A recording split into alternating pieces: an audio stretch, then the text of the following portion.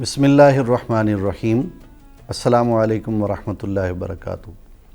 علامہ Iqbal open university کے studio سے doctor Ahmad Raza, استاذ شعبہ فکر اسلامی تاریخ و ثقافت، علامہ اقبال اوپن یونیورسٹی، BS علوم اسلامیہ کا کورس اسلام کا معاشرتی نظام، جس کا کوڈ 1909 ہے، لے کر آپ کی خدمت میں حاضر ہے۔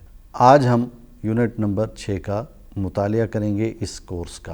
اسلام کا معاشرتی نظام اسلام کے ریاست کے ساتھ قائم ہے۔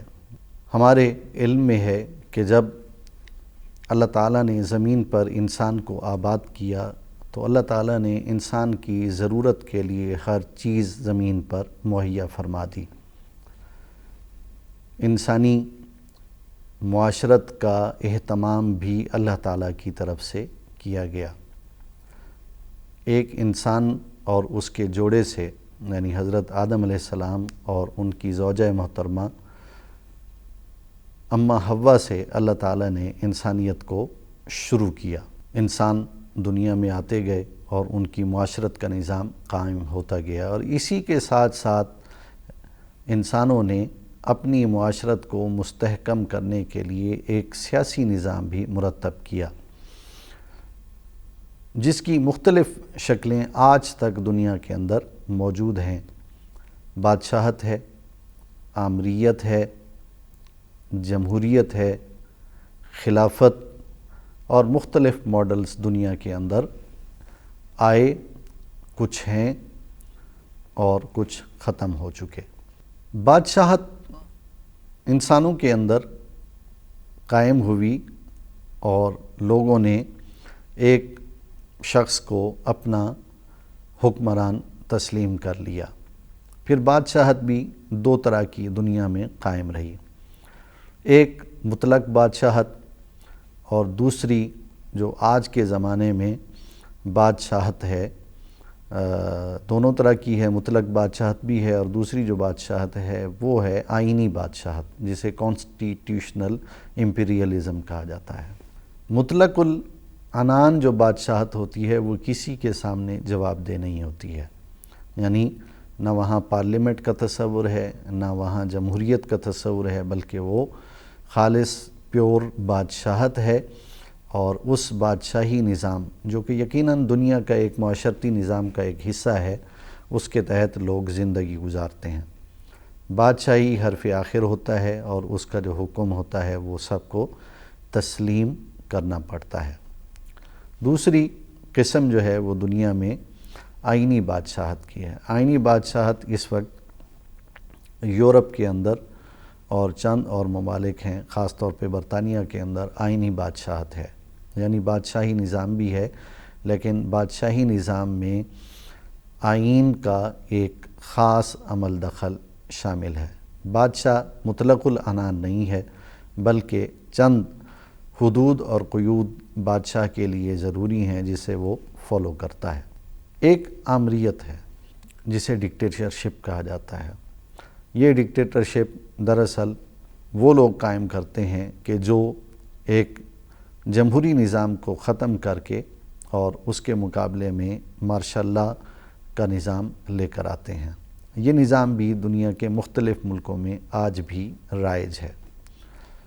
ایک نظام خلافت کا ہے۔ یہ خلافت کا نظام نبی کریم صلی اللہ علیہ وآلہ وسلم کے بعد خلفائے راشدین نے قائم فرمایا، جس کی ابتدا خلیفۃ الرسول حضرت ابوبکر صدیق رضی اللہ تعالی عنہ نے قائم کی۔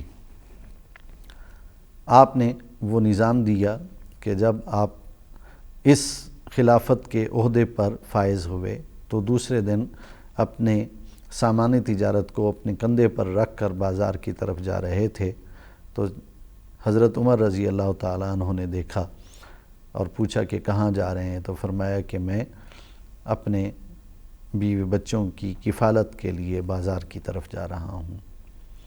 تو حضرت عمر نے فرمایا کہ آپ ہمارے خلیفہ بن چکے ہیں، اور خلیفہ ہونے کے اعتبار سے آپ کی بہت ساری ذمہ داریاں ہیں، تو یہ ذمہ داری آپ کی ریاست اٹھا لیتی ہے اور آپ ریاست کے امور کو دیکھیں۔ اور حضرت ابو بکر صدیق رضی اللہ تعالیٰ عنہ کا ایک وظیفہ مقرر کیا گیا۔ یہ جو خلافت کا نظام ہے خلفائے راشدین کا، حضرت ابو بکر صدیق، حضرت عمر فاروق، حضرت عثمان غنی، حضرت علی المرتضیٰ اور حضرت امام حسن، یہاں تک خلافت راشدہ کا دور آتا ہے، اور ایک خلیفہ راشد حضرت عمر بن عبدالعزیز کو بھی تصور کیا جاتا ہے۔ یہ خلافت راشدہ کا دور نہایت عظیم دور تھا۔ خلیفہ انتہائی سادہ زندگی گزارنے والا، کپڑوں پہ پیوند لگانے والا، عوام کے سامنے جواب دینے والا، عوام کا خیال رکھنے والا، عوام کے لیے رات کو جاگنے والا، سرحدوں کی حفاظت کرنے والا اور میدان جنگ میں خود اترنے والا یہ خلیفہ ہوا کرتا تھا۔ یہ بھی خلافت کا نظام تھا اور دنیا نے اس نظام کو دیکھا، اور یہ بھرپور نظام تھا جسے دنیا آج بھی یاد کرتی ہے، اور مسلمان اسے اپنا سنہری دور قرار دیتے ہیں۔ اس کے بعد دنیا نے مختلف نظامات اپنائے اور مختلف نظامات کے تحت لوگوں نے زندگیاں گزاری، اور آج کے زمانے کے اندر جمہوریت کا نظام بھی زیادہ تر ملکوں کے اندر رائج ہے۔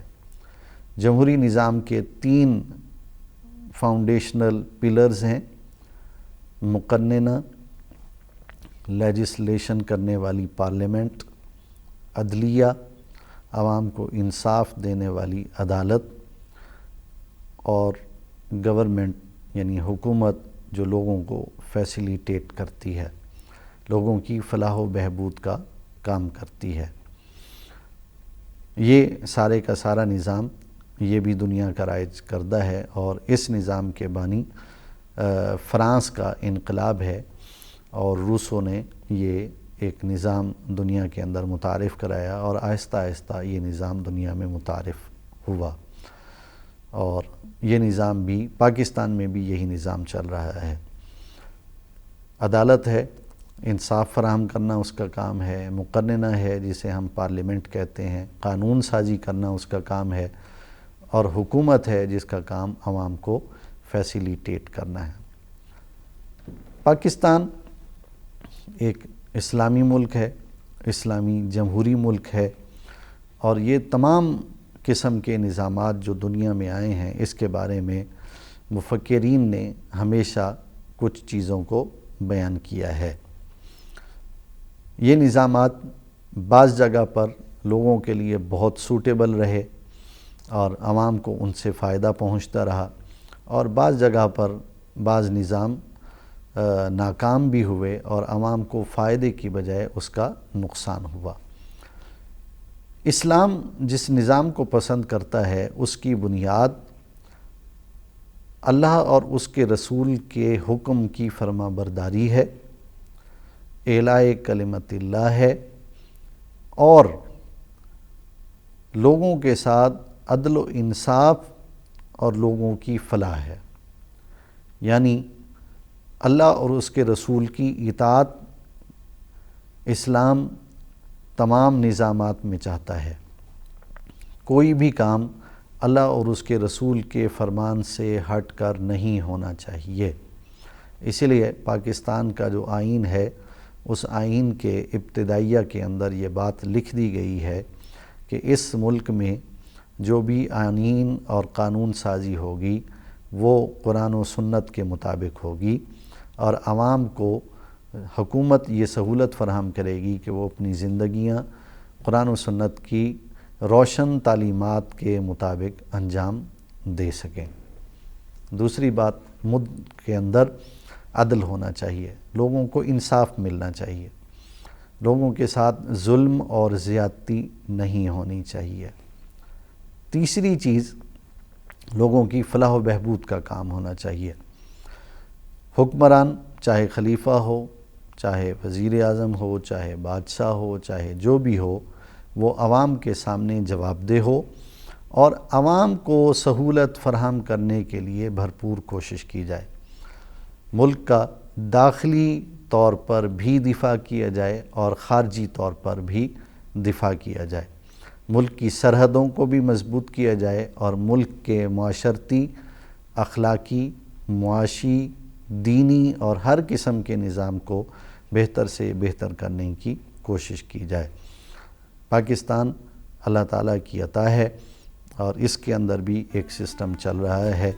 اللہ تعالیٰ اس پاکستان کو تا دیر قیامت تک قائم اور دائم رکھے اور ہم سب کو اسلام کے سنہری اصولوں کے مطابق زندگی گزارنے کی توفیق عطا فرمائے۔ آمین۔ والسلام علیکم ورحمۃ اللہ وبرکاتہ۔